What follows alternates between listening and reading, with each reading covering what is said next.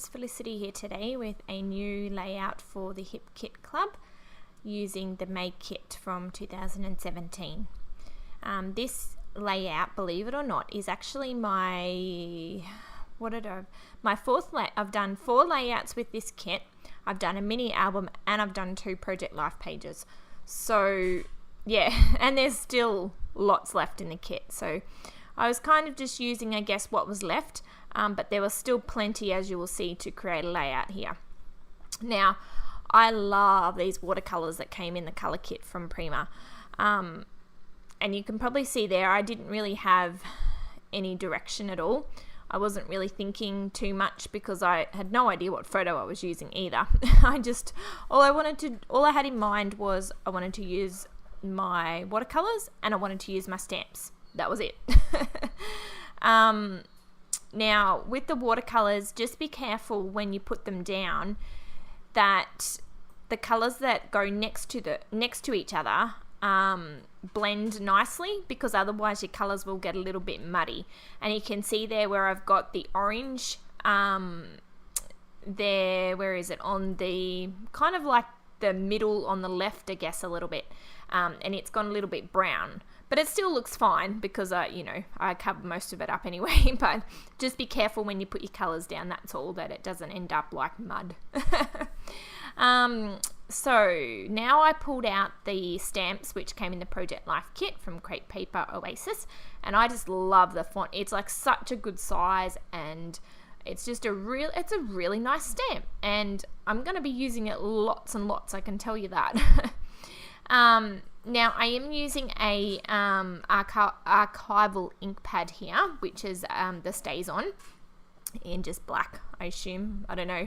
It's my only ink pad that I actually own, believe it or not, because that's all I use is black ink. I just don't use a lot of ink, I suppose.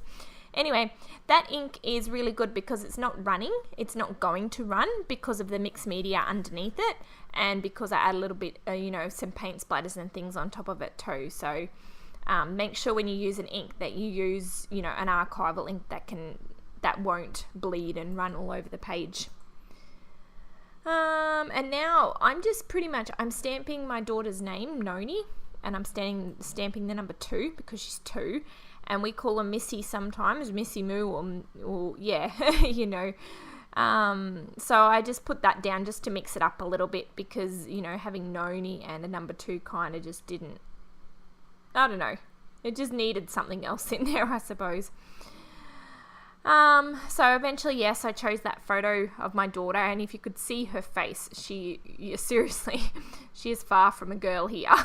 She was down the paddock at the time with my husband, helping him on the farm, and she was on the tractor with him, but had a bit of a breakdown, so he was fixing the planter and she was out playing in the dirt, and she just had seriously dirt from head to toe. I mean, didn't bother me because that's just farm life, but it just looked really funny because she's just brown.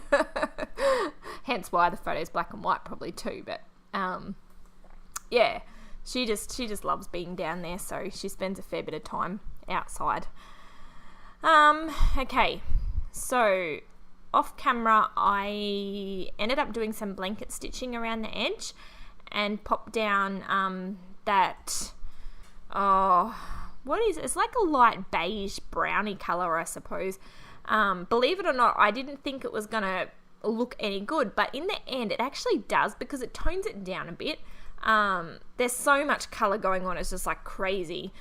So that brown color, which is from why can't I think of it? Starts with P off the top of my head, someone help me. Pink Fresh Studio, there you go. And I've just used the B side of it, the back side. Yeah, so and then I cut out that big N, and I shouldn't have blanket stitched it. Like, look how terrible that is. Oh dear. Anyway, thankfully I cover most of it up. But it's something that I've always wanted to do on a page, is hand cut a title. I don't own a cutting machine. I don't own a dough cut machine. I don't own a silhouette, nothing. So if you see any images or circles, triangles, letters and all that cut out. It's all done by me, mostly by hand. Like my scallop, that's all done by hand because I don't own a machine. And that's totally okay because I don't mind sitting there and fussy cutting things out.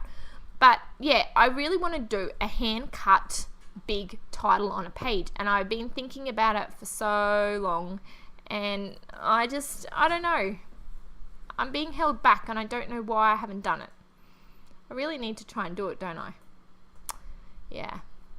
So now, yeah, I'm just adding in, just so that pink fresh studio paper that doesn't look, just plonked there, I suppose.